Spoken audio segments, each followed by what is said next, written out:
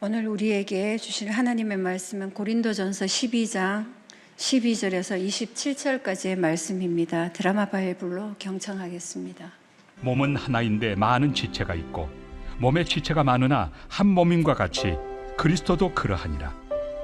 우리가 유대인이나 헬라인이나 종이나 자유인이나 다 한 성령으로 세례를 받아 한 몸이 되었고 또 다 한 성령을 마시게 하셨느니라. 몸은 한 지체뿐만 아니요 여럿이니 만일 발이 이르되 나는 손이 아니니 몸에 붙지 아니하였다 할지라도 이로써 몸에 붙지 아니한 것이 아니요 또 귀가 이르되 나는 눈이 아니니 몸에 붙지 아니하였다 할지라도 이로써 몸에 붙지 아니한 것이 아니니 만일 온 몸이 눈이면 듣는 곳은 어디며 온 몸이 듣는 곳이면 냄새 맡는 곳은 어디냐. 그러나 이제 하나님이 그 원하시는 대로 지체를 각각 몸에 두셨으니 만일 다 한 지체뿐이면 몸은 어디냐. 이제 지체는 많으나 몸은 하나라. 눈이 손더러 내가 너를 쓸 데가 없다 하거나 또한 머리가 발더러 내가 너를 쓸 데가 없다 하지 못하리라. 그뿐 아니라 더 약하게 보이는 몸의 지체가 도리어 요긴하고 우리가 몸에 덜 귀히 여기는 그것들을 더욱 귀한 것들로 입혀주며 우리 아름답지 못한 지체는 더욱 아름다운 것을 얻느니라. 그런즉 우리의 아름다운 지체는 그럴 필요가 없느니라. 오직 하나님이 몸을 고르게 하여 부족한 지체에게 귀중함을 더하사 몸 가운데서 분쟁이 없고 오직 여러 지체가 서로 같이 돌보게 하셨느니라. 만일 한 지체가 고통을 받으면 모든 지체가 함께 고통을 받고 한 지체가 영광을 얻으면 모든 지체가 함께 즐거워하느니라. 너희는 그리스도의 몸이요 지체의 각 부분이라. 아멘. 오늘 말씀의 제목은 그리스도의 유전자를 가진 공동체라는 제목입니다. 오늘 우리가 읽은 말씀의 앞부분에 보면 12장 1절에서 11절까지의 말씀은 다양한 은사에 대해서 말씀하고 있습니다. 특히 방언은 개인에게 유익이 있고 예언하는 은사는 공동체에 유익이 있다고 말씀하고 있습니다. 바울은 이렇게 은사의 다양성을 강조하면서 그 은사들의 원천이 성령임을 말씀합니다. 바울이 이런 말씀을 선포한다는 것은 고린도 교회 안에 자기들이 가진 은사가 더 나은 것이라고 서로 자랑하며 분파가 갈려있다는 뜻입니다. 그뿐만 아니라 오늘 읽을 말씀에서는 바울이 인간의 몸을 비유로 그리스도는 머리요 우리는 한 지체임을 말씀합니다. 몸이라는 단어를 무려 18번이나 사용하고 있습니다. 바울은 사람의 몸의 각 부분이 몸의 기능을 위해서 꼭 필요하다. 이것들을 예화를 통해서 교회 공동체가 한 성령이라는 통일성이 없어서는 안 되지만 또 그 안에서 하나님이 공급하시는 다양성이 꼭 필요하다는 것을 강조하고 있습니다. 교회 공동체 안에서 다양성이 얼마나 중요한가에 대한 예화 한 가지를 제가 들려드리려고 합니다. 오늘 본문을 이해하는 데 많은 도움이 될 것 같습니다. 제가 읽어드리겠습니다. 제목이요, 심장과 발가락의 대화입니다. 어느 날 우리 몸의 지체들이 아주 심각한 회의를 열었다고 합니다. 발가락이 불평을 터뜨리기 시작했습니다. 이건 정말 불공평해. 나는 하루 종일 신발 속에 갇혀서 땀을 흘리고 무거운 몸을 지탱하느라 굳은 살이 바뀌도록 고생하는데 정작 사람들은 내 존재조차 몰라주잖아. 반면에 심장은 어때? 하는 일도 없으면서 항상 가슴 중앙에 자리 잡고 모든 이의 사랑을 독차지하고 있잖아. 그러자 머리끝부터 발끝까지 화가 난 지체들이 동조하며 파업을 선언했습니다. 손은 음식을 집지 않기로 했고 입은 먹기를 거부했으며 발은 걷지 않겠다고 버텼습니다. 얼마 지나지 않아 몸 전체가 힘을 잃고 쓰러지기 시작했습니다. 심장도 박동을 멈춰가고 머리도 생각할 힘을 잃었습니다. 그때서야 지체들은 깨달았습니다. 아, 내가 그토록 미워했던 저 지체가 사실은 나의 생명과 연결되어 있었구나.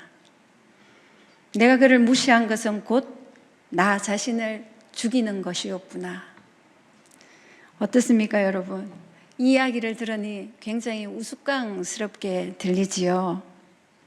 그런데 이 우스꽝스러운 이야기가 사실은 고린도 교회의 모습이었고, 또 오늘 우리가 경험하는 교회 공동체에서 볼 수 있는 모습일 수 있습니다.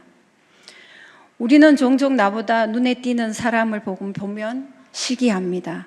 반대로 또 내가 하는 일이 무시당하면, 알아주지 않으면 낙심합니다. 서로를 우리가 분리된 존재로 생각하고, 저 사람이 없어도 여기는 잘 굴러갈 거야, 저 사람이 없어도 나는 잘 지낼 수 있어 라고 생각할 때도 있습니다. 하지만 하나님께서 설계하신 이 교회는 부품을 끼워 맞추듯이 맞추어 놓은 기계가 아닙니다. 생명이 흐르고 서로가 서로에게 영양분을 공급받고, 한쪽이 아프면 나도 아파야 하는 살아있는 유기체입니다. 사람에게는 하나님이 주신 각각의 은사가 있지요. 저는 이 은사를 두 가지로 한번 나누어 보았습니다. 유전적인 은사와 발견하는 은사, 즉 발견되어지는 은사로 나눌 수 있을 것 같습니다. 유전적 은사는요, 태어날 때부터 가진 은사입니다. 그런데 발견하는 은사는 내가 노력해서 얻어지는 은사이죠. 유전적 은사는 씨앗과도 같습니다. 그런데 발견하는 은사는 열매와 같습니다. 이 발견하는 은사는 물을 주고 또 볕을 쬐어주고 시간을 견뎌내어서 비로소 맺히는 것입니다. 우리는 결코 그리스도의 유전자를 품고 세상 속에서 그 열매를 발견해가는 사람들입니다.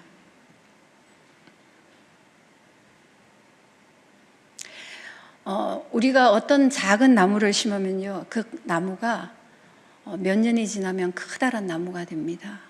그래서 우리가 그 커다란 나무 아래서 쉬기도 합니다.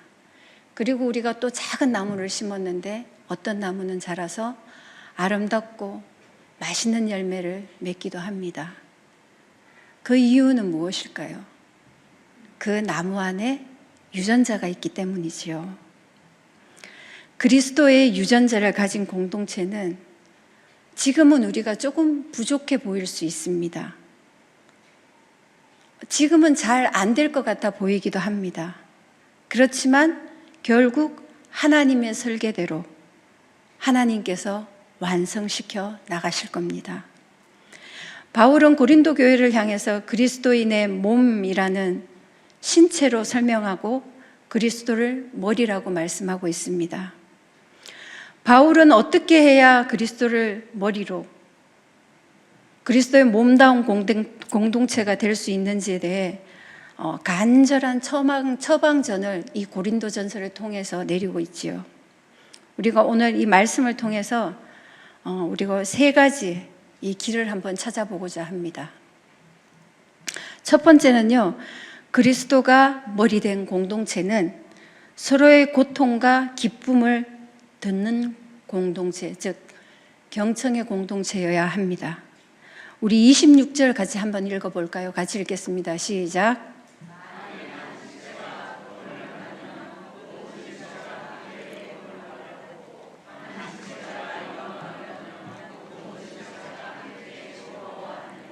아멘. 함께 고통을 받고 함께 즐거워하다, 이 말이 경청의 의미입니다. 성경에서 경청이라는 단어는 우리가 단순히 귀로 듣는 것을 말하지 않습니다. 이해하고 응답하고 더 나아가서 순종하는 것을 포함하고 있습니다. 몸은 신경망으로 모두 연결이 되어 있지요. 발가락에 우리가 작은 가시가 박히면 온몸이 아픔을 느낍니다. 서로의 아픔에 반응해야 하는 것이지요. 그렇지 않다면, 그렇지 못하다면 그 몸은 병든 몸입니다. 발가락에 가시가 꽂히면 아픈 것이 당연한 의미이죠. 그런데 우리는 때로는 너무 바빠서 타인의 몸, 하나님이 말씀하신 우리 지체의 아픔을 듣지 못할 때가 있습니다.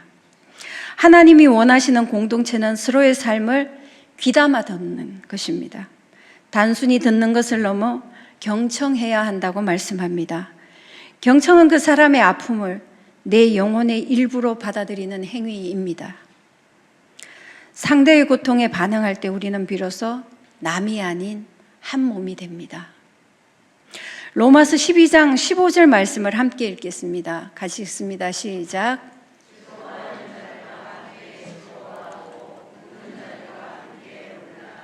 아멘. 경청의 핵심은요, 공감입니다. 단순히 듣는 행위를 넘어 상대의 감정 상태를 우리가 알아가는 거지요. 기쁨이나 슬픔, 나의 마음을 일치시키는, 그곳에다 일치시켜서 그리스도의 유전자를 가진 우리가 공동체로 함께 서 있는 겁니다. 함께 울라는 말씀은 타인의 고통을 경청하는 것입니다. 그 사람의 짐을 이해하고 함께 짊어질 준비를 하는 것을 말합니다. 경청은 그리스도의 법인 사랑을 실천하는 구체적인 행동입니다.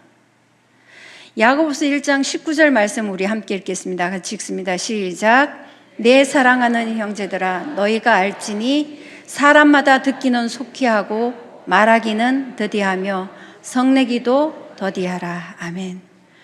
공동체 안에서 다툼이 생기는 이유는요, 듣기보다는 말하기와 판단하기를 앞세우기 때문입니다. 경청은 상대를 존중하고 또 내 교만을 내려놓는 첫걸음입니다. 상대의 기쁨과 슬픔에 내 마음을 포개고 또 그 짐을 함께 지는 것, 이것이 바로 우리 공동체가 회복해야 할 유기체적 생명력이기도 하고 오늘 바울이 비유로 말한 한 몸입니다. 두 번째는요, 그리스도가 머리된 공동체는 혈액을 공급하는 생명줄인 기도의 공동체여야 합니다. 유기체는 혈액이 순환해야 합니다. 공동체에서 혈액과 같은 역할을 하는 것이 바로 기도입니다. 내가 지체들을 위해 기도할 때 하나님의 은혜가 나에게서 그들에게로 흐릅니다. 혼자서는 영적인 에너지를 계속 유지하기가 어렵습니다. 하지만 우리가 서로를 위해 기도할 때 성령의 교통하심이 우리를 하나로 묶습니다. 기도는 내가 할 수 없는 일을 하나님이 하시게 하는 통로이자 우리라는 공동체가 하나님의 생명으로 충만하게 하는 유일한 길입니다. 기도를 멈추면 몸은 마비됩니다. 그렇다면 몸이 마비되지 않도록 우리는 서로를 위해 기도하여야 합니다. 또 이 기도는 돌봄의 본질이기도 합니다. 우리 25절 말씀을 한번 볼까요? 몸 가운데서 분쟁이 없고 오직 여러 지체가 서로 같이 돌보게 하셨느니라. 아멘. 하나님은 지체들이 서로 돌보게 하셨다고 말씀하고 있습니다. 돌봄은 인간적인 노력으로는 한계가 있습니다. 내가 상대의 모든 문제를 해결해 줄 수 없기 때문입니다. 그렇기에 돌봄의 완성은 하나님께 그 지체를 맡겨드리며 올려드리는 기도가 됩니다. 우리가 읽었던 26절의 지체가 고통받을 때 함께 고통받는 이 최선의 방법은 어떤 것일까요? 그것은 바로 중보기도입니다. 지체가 아프고 고통받을 때 말로만 위로한다면 그것은 일시적인 위로일 뿐입니다. 하지만 우리가 그 지체를 위해서 기도하기 시작할 때 하나님의 보좌가 움직이기 시작합니다. 기도는 지체와 나 사이를 잇는 영적 혈관입니다. 하나님이 원하시는 이 공동체의 기도는 선택이 아닙니다. 우리가 그리스도의 몸된 지체라는 증거이자 필수적인 우리의 사명입니다. 우리 교회가 서로의 짐을 기도로 대신 짊어지고 말씀이 살아 움직이는 기도의 공동체가 되길 소망합니다. 기도의 혈관에 피가 잘 흐르는 공동체는 건강한 공동체입니다. 세 번째는요, 그리스도가 머리 된 이 공동체는 은혜만을 의지하는 죄를 고백하는 공동체입니다. 죄를 고백하는 게 정말 쉬운 일은 아닌 것 같았습니다. 제가 전도 세미나를 가서 전도를 하러 나와서요, 우리가 이제 그 팀장이 이렇게 전도하는 시범을 보였습니다. 근데 그 사람에게 얘기했습니다. 우리는 하루에 3번씩만 죄를 지면요, 일주일에 몇 번을 하고 막 이렇게 설명을 하는데, 그분이요, 자기는 죄인이 아니라고, 내가 왜 죄인이냐고 화를 내면서 그냥 가버리시는 거예요. 이렇게 그리스도가 안에 있지 않으면 우리가 죄인으로 고백하는 것은요, 너무 어려운 일이에요. 우리가 영접시킬 때에도 기도를 해보면 아멘이라고 하라 그러면 그 아멘이 그렇게 그분에게는 하기가 힘든 일이더라고요. 우리가 이 유기체적 공동체의 혈관을 막는 것이 있는데요, 그것이 바로 교만입니다. 우리가 죄를 고백하지 못하는 것, 그것은 바로 우리 교만 때문이지요. 나는 너보다 더 필요한 사람이라, 나는 너 없이도 더 잘 살 수 있어, 이런 생각들은 우리 이 몸을 파괴시킵니다. 우리 21절 한번 볼까요? 21절 말씀 우리가 함께 읽겠습니다. 시작.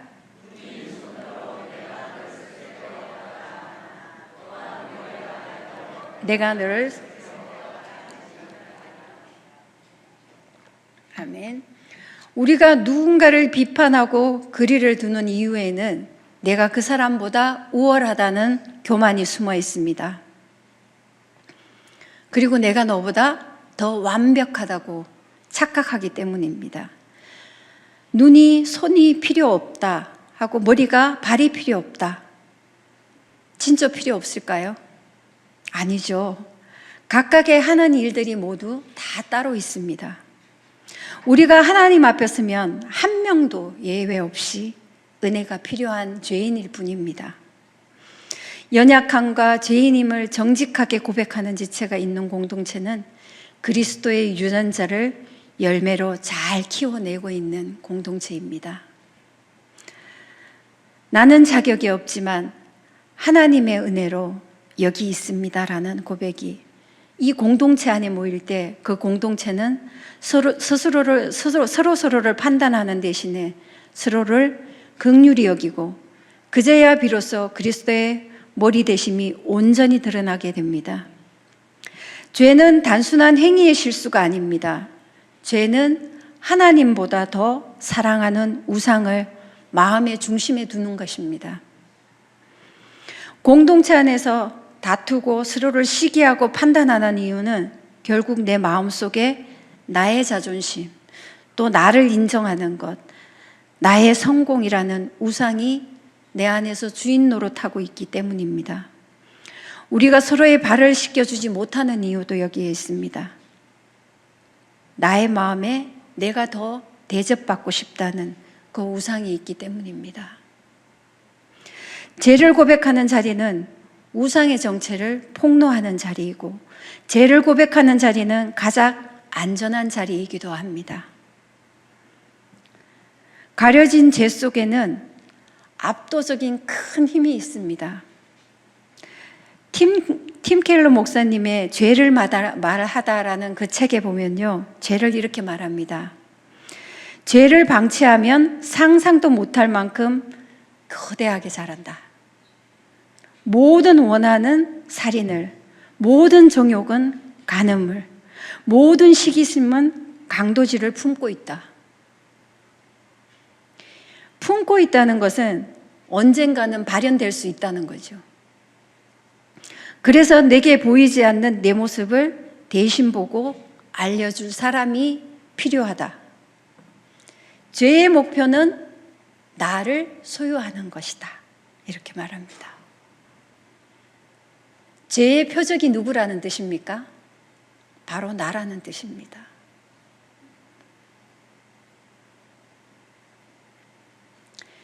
우리가 죄를 고백하게 되면 아까 죄 속에 뭐가 포함되어 있다고 그랬어요? 상상도 못할 커다란 것이 숨어 있다고 얘기했잖아요.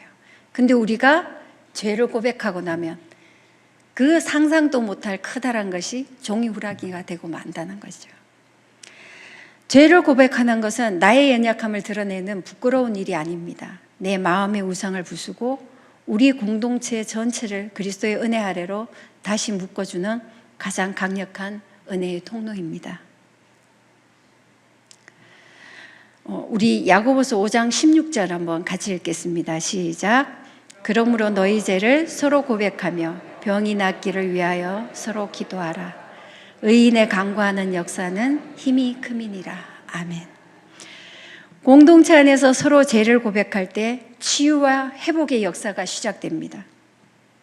죄의 고백은 공동체 내에 비밀 없는 정직함을 가져오게 되고 그 투명함이 건강한 영적 공동체를 만듭니다.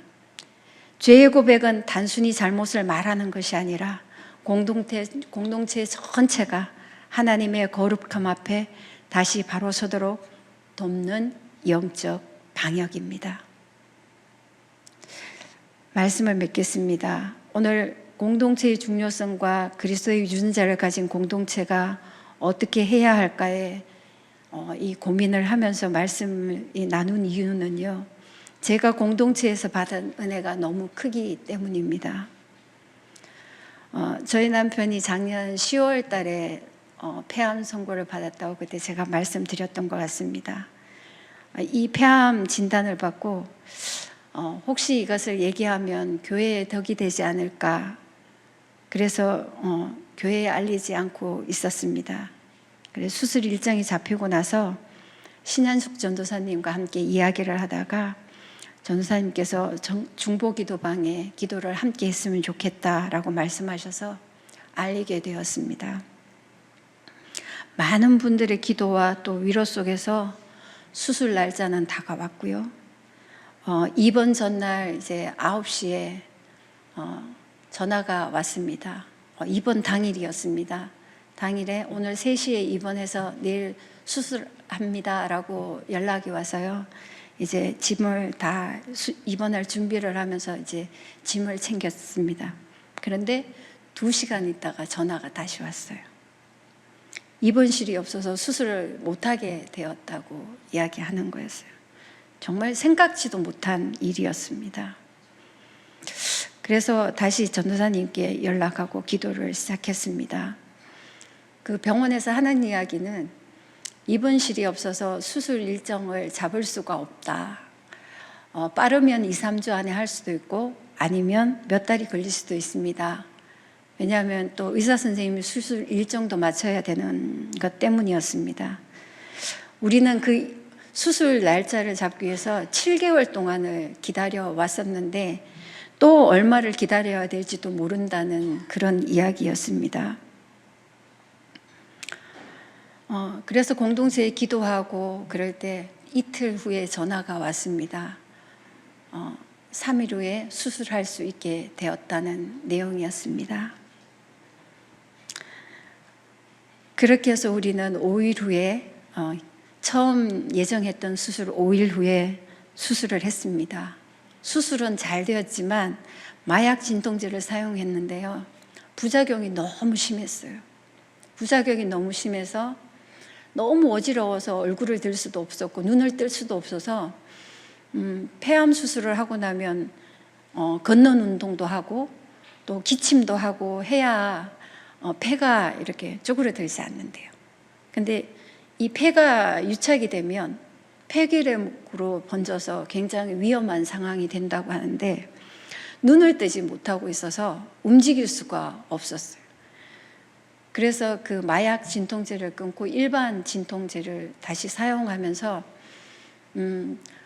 고통은 있었지만 그래도 고통을 참고 조금씩 걸을 수는 있었습니다.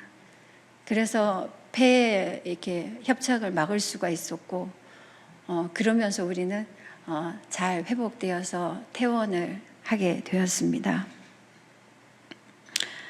그런데 퇴원할 때 또 선생님이 하는 얘기가 뇌에 전이가 있을 수 있을 것 같다고 뇌 사진을 다시 찍어야 한다고 이야기해서 저희가 뇌 사진을 찍어 놓고 퇴원을 한 상태였습니다. 저는 폐암 1기라는 판정을 받고 또 많은 분들이 1기는 괜찮다고, 수술하면 괜찮다고 이렇게 얘기해서 정말 수술하고 나면 오래 걸리지 않아 회복할 줄 알았습니다. 그런데요, 그게 제 오만이었어요. 그렇게 쉽게 회복되는 것이 아니었더라고요. 그래서 저는 진짜 기도할 수밖에 없었고, 공동체에서 기도해 주는 것이 얼마나 감사하고 그 위로의 한마디가 정말 하루하루 살게 하는 힘이 되었습니다. 제가 지난번에 남편 폐암 진단을 통해서 하나님 하실 일을 기대한다고 말씀드렸습니다. 근데 그 하나님이 하신 일은요, 공동체와 함께 기도하는 것이 얼마나 중요한지를 저에게 알게 했고 깨닫게 했습니다.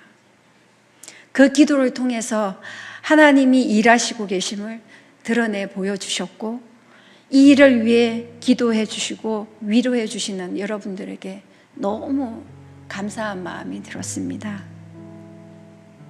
여러분, 우리는 각자의 모습으로 부름받았지만 결코 홀로 존재하지 않습니다.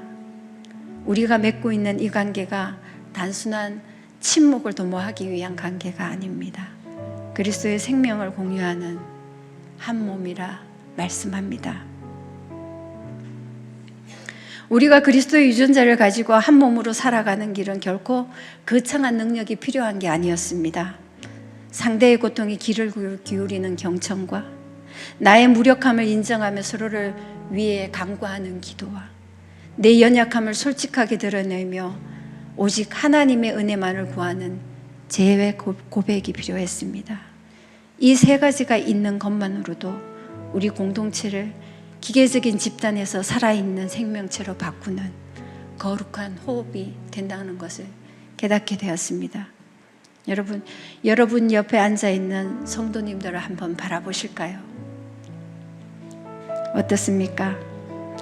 그분은 우연히 내 곁에 있는 분들이 아닙니다. 하나님께서 나의 연약함을 보완하기 위해, 그리고 나의 기쁨을 완성하기 위해 그리스도의 몸으로 함께 붙여주신, 없어서는 안 될 지체입니다. 우리 서로를 바라보면서 이렇게 고백 한번 해보겠습니다. 당신은 내게 없어서는 안 될 소중한 몸의 일부분입니다. 한번 고백해 보실까요?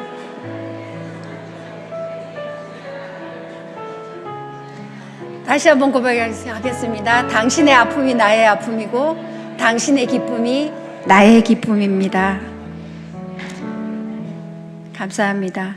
이 거룩한 고백이 서울 언영교회 공동체 안에 가득하여서 세상 속에서 살아 숨쉬는 그리스도의 몸으로 우뚝 서기를 주님의 이름으로 축복합니다.